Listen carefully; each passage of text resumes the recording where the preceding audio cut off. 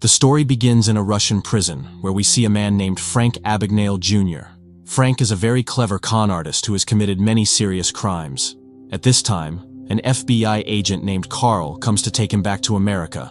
Carl was talking to Frank when suddenly Frank's health started getting worse. At first, Carl thought this was one of Frank's tricks, but then he realized that no one could fake it so well. He quickly started taking him to the hospital, but Frank, seeing the chance, tried to run away from there too.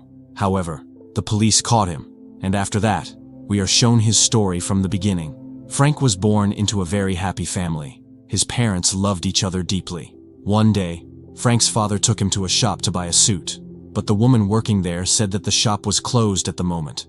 Hearing this, Frank's father quickly pulled out a gold necklace and asked if it was hers. The woman was impressed by his charm and said, "All right, you can buy the suit." Frank's father was an expert at doing such tricks. Then he asked Frank to act like a driver and drive the car. Soon, they reached the bank, where the bank manager came to meet them. Actually, Frank's father had suffered a huge loss in his business, and that's why he needed a loan from the bank. Because of a mistake by another accountant, he got late in paying his taxes, which caused him heavy losses. But even after explaining everything, no bank was ready to help him.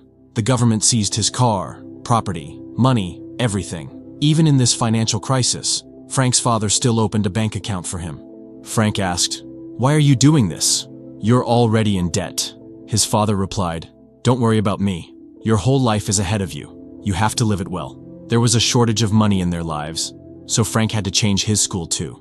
But on the very first day at his new school, a boy started bullying him.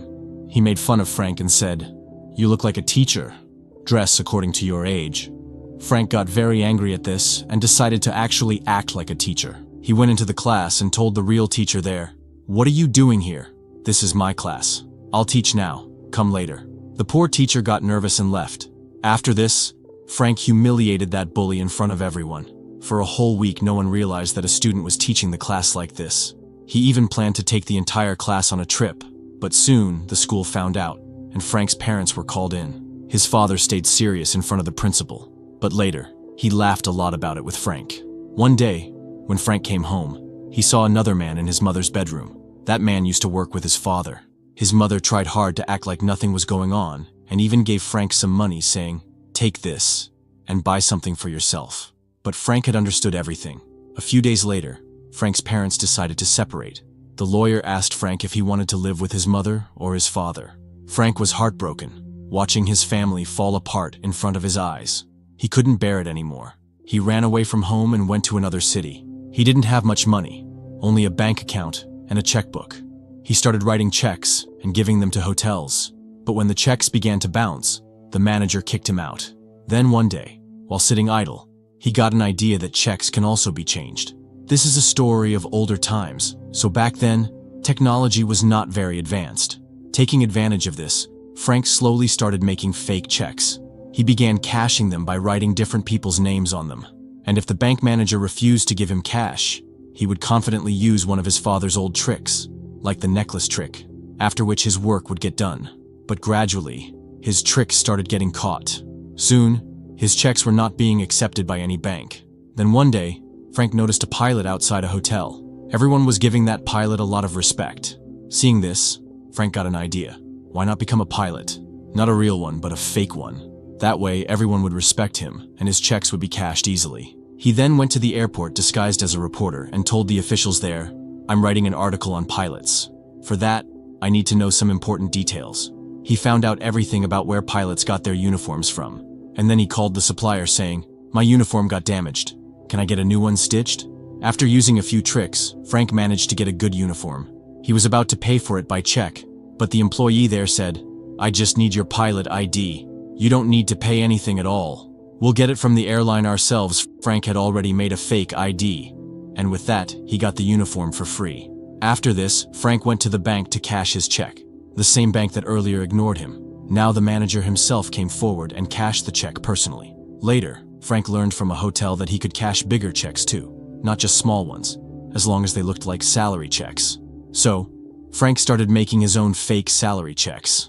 He would remove the airline company's logo from a toy plane and paste it on the check. Then, when he went to the bank, the manager told him, "Sir, You can cash this directly at the airport." Frank realized he could now get his checks cashed anytime at the airport, and he liked this very much.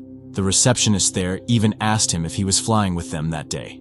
When Frank said yes, she immediately took him inside the plane. Sitting in the plane was free for pilots.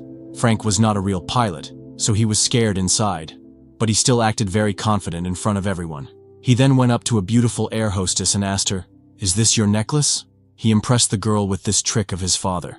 Frank looked a little older than his age, and no one suspected that he was not a real pilot. Frank was now enjoying life to the fullest.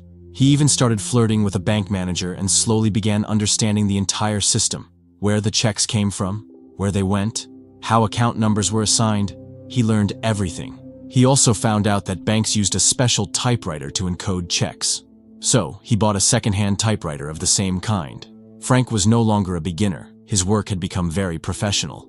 Gradually, he started withdrawing more and more money using fake checks, and his frauds grew bigger and bigger. News of his activities reached the FBI, and the case was assigned to an agent named Carl. Carl took his work very seriously. One day, Frank met his father, to whom he often wrote letters and told him about what he was doing these days. Frank's father believed his son had truly become a pilot and felt very proud of him. Frank told him, "Since the government took everything from you, I bought a car for you with my earnings. The same one James Bond drives in the movies." But his father said, "After the tax scam, the government is still after me. If I take this car, they'll just take it away too." His father's store had also closed, and he was going through tough times. Frank even offered him money, but he refused, saying, "I cannot take money from you." By now, Frank had understood the whole system of the country very well. He would go to different states and pass checks from different places. The FBI was keeping a close watch on all his activities, and soon they tracked him to the hotel where he had passed his last check. When they asked at the hotel, they found out that Frank was still staying there. He had been there for so long that he was now familiar with everyone at the hotel. Carl went straight to Frank's room with a gun. Frank realized that if he didn't act smart, he would be caught. So, he started pretending to be an undercover agent. He said, "Calm down. I'm from the Secret Service. Did you think you were the only one looking for this man? The whole government is after him." Carl said, "Show me your ID. How can I believe you?" Frank replied, "Keep my entire wallet. Check it carefully." Carl couldn't open the wallet with one hand. Meanwhile, Frank told him, "Look, our men have already caught that criminal. We reached here before you." Someone outside was helping a blind man into a car, and from a distance, Carl thought the criminal had really been caught. Because of this, Carl started trusting Frank. Frank picked up all his things used for making fake checks and told Carl, "The police will arrive soon. Until then, I'll take this evidence downstairs." Carl trusted him completely and even told him to take back his wallet. But Frank deliberately said, "No, you keep it." Then he ran away with all the important things. After some time, when Carl finally opened the wallet, he found it empty. That cunning con artist had escaped right in front of him. Carl felt deeply humiliated. His boss also scolded him harshly. Carl was so angry that he even shouted back at his boss. Slowly, the airline started finding out about the way Frank pretended to be a pilot. Now, it has become a little difficult to keep doing the same scam again. When the press came to know about him, they gave Frank the nickname James Bond. Frank was very happy with this. He started wearing suits like James Bond and even bought a car like him. Time passed, and Christmas arrived. Carl was working alone in his office when Frank suddenly called him. Frank said, "I want to apologize for everything I've done to you so far." He even gave Carl his address, but Carl replied, "You're trying to trap me again, right? This time I won't fall into your trick." Carl also told him, "You may have money, but you are very lonely." Frank felt very hurt after hearing this and hung up the phone. But this time, he was actually telling the truth. He had given Carl his real address. The last time Frank had talked to Carl, he gave his name as Barry Allen, which is a comic book character. After realizing this, Carl called his office and said, "This is just a kid who looks a little older. He is very young. That's why we haven't been able to find him." Carl then told them to make a list of children who had run away from home. "Someone must have filed a missing report," he said. After a lot of investigation, Carl finally reached Frank's house, where he met Frank's mother. When Frank's mother was shown the photo, she confirmed, "Yes, this is my son." Carl told her, "He is the #1 fraud. If you ever hear anything about him, inform the police immediately." But Frank's mother said, "Hey, he's just a child. Maybe he only took some money for food and drinks. Picking up her purse, she added, "I will pay it. How much do I have to pay?" Carl replied, $1.4 million. Hearing this, Frank's mother was shocked. Meanwhile, Frank was living a very luxurious life in another city. He had some work at a hospital, so he went there. Inside, he saw a nurse named Brenda crying. A doctor had scolded her for making a mistake. Frank comforted her and said, "Don't worry, you're amazing. Maybe that doctor is the crazy one." At that moment, an idea came to Frank's mind. He asked Brenda if there were any job vacancies in the hospital. Actually, being a pilot had become risky now. So, Frank thought of becoming a doctor instead. He made a fake degree from Harvard and went for an interview. The doctor there said, "Sir, you want to work in our small hospital?" Frank had prepared himself by watching movies of different doctors to learn how they behaved. So he replied, "I want to help people in small towns, not just in big cities." Hearing this, he got the job immediately. But Frank didn't actually do any work. He just kept giving useless advice to the doctors. In his free time, he and Brenda grew very close to each other. Then one day, he was suddenly called for an emergency case. A boy was badly injured. Seeing the blood, Frank was shaken inside. But with full confidence, he asked another doctor, "What would you do in this situation?" Whatever the doctor replied, Frank said, "Absolutely right. I'm confident you can handle this. I'll come back later to see if you did it correctly." Saying this, he quickly left. But in reality, he was feeling very sick. On the other hand, Carl went to meet Frank's father and told him about all of Frank's activities. Frank's father said, "I don't know where he is, and even if I did, I wouldn't tell you." Carl understood that father and son were very close and must be sending letters to each other. By looking at the letters lying there, Carl calculated where Frank might be living. Soon, he was planning to go there with the police. Meanwhile, Frank and Brenda had fallen in love. One day, Brenda suddenly started crying. She told Frank, "I once had an abortion. After that, my father threw me out of the house." Frank thought for a while and then said, "Look, if I talk to your father about marriage, will he accept you?" Brenda became very happy after hearing this. Then Frank went to meet Brenda's father. Brenda's father was a lawyer. So Frank said, "I was also a lawyer before I became a doctor." He had also studied law by watching movies, and with his words, he impressed everyone there. Brenda's father asked him, "Tell me the truth. What did a man like you see in my daughter?" To this, Frank replied, "I'm just an ordinary man who loves your daughter." Hearing this, Brenda's father was very impressed. Frank then asked him, "If I want to practice law here, what will I have to do?" Brenda's father replied, "You've already completed law school, so you just have to pass an exam. After that, you can practice here." Frank actually studied hard, took the exam, and became a lawyer. The story then shifted back to the present, where Carl finally arrested Frank. Carl asked, "How did you pass that exam?" Frank replied, "What difference does it make? You're only going to take me to jail, not to court." The story then went back again, where we saw Frank bonding well with Brenda's family. He was about to marry her. He expressed his desire to meet his father and told him, "We'll get back everything the government took away from us. Then you can convince Mom too and we'll all return to our old life together." But his father told him that his mother had already married someone else. Frank felt heartbroken hearing this. His father also said, "I've come to know about your deeds." Hearing this gave Frank a huge shock and he walked away. That night, Frank called Carl and said, "I'm getting married. I want to forget everything that happened between us." Frank now hoped that all the charges against him would be dropped. But Carl told him, "I'll never leave you. As long as I have this job, I'll keep chasing you. After everything you've done, you can't escape." After this, Carl came up with an idea. He knew Frank couldn't change his name after marriage. Since Frank was now a lawyer and had once posed as a doctor, Carl calculated that the wedding invitation must have been printed somewhere. So, he started keeping an eye on it. When Frank got married, all the agents reached the wedding. Seeing this, Frank took Brenda to his room and told her the truth, that he had been fooling people all along, but he assured her that he truly loved her. He said, "I'm running away from here now. Meet me at the airport tomorrow, and don't tell anyone where you're going." The next day, Frank waited for Brenda at the airport.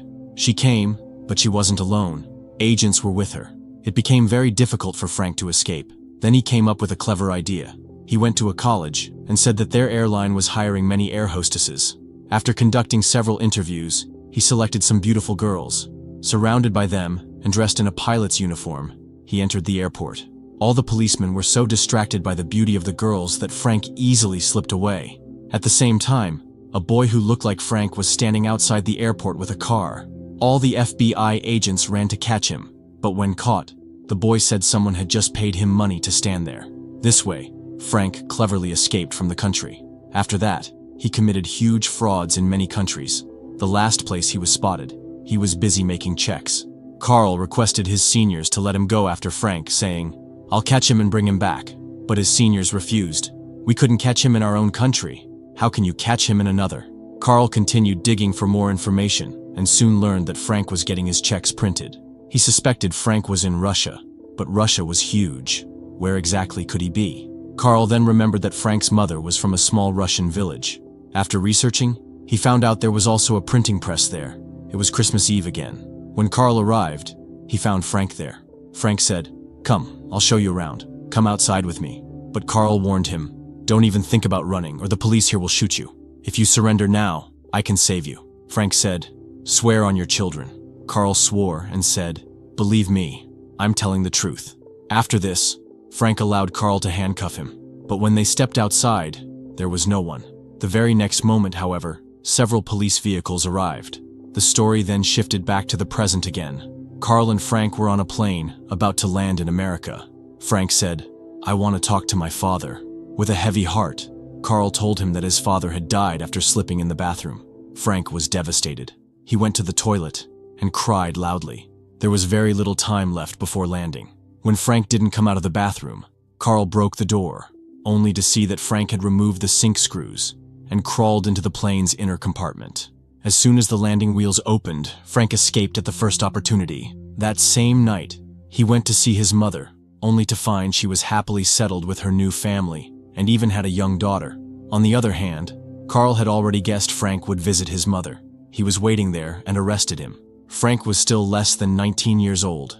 Carl wanted him to be treated as a minor, but the government wanted the harshest punishment for such a huge scam. They decided he would rot in jail for 10 years, completely alone, without talking to anyone. One day, Carl came to meet him. Since frauds like Frank's were still happening, Carl showed him a check and asked for his opinion. The moment Frank looked at it, he spotted the problem and said, "There's something fishy here." Carl realized only Frank could help stop such crimes. Next time, Carl brought some FBI agents with him. They were also impressed with Frank's skills. Slowly, Carl managed to get Frank out of jail and gave him a job in the FBI. Frank now had to work 8 hours a day. Life had given him another chance. But if he tried to escape again, he would be sentenced to 50 years in prison. Frank tried his best to do the job, but he soon grew bored. He pulled out his records from the FBI and deleted them. That weekend, he planned to flee to another country, but Carl stopped him and said, "Look, you're still a kid. Life has given you another chance, so take it. If you run, you'll spend your entire life in jail. I won't stop you, but come back to work on Monday. Remember, no one is chasing you anymore. You don't need to run." Frank left, and on Monday, Carl waited anxiously. For a moment, he thought Frank had run away again, but Frank came back and started working brilliantly on different cases. After making a name for himself in the FBI, he eventually started his own company, which worked to eliminate bank frauds. After all, who better to catch thieves than Frank? This is a true story, where Frank eventually became a millionaire the right way. Friends, if you liked this video and got lost in the story while watching, please subscribe to support us, so we can keep bringing you more videos like this. Thanks for watching. Yeah.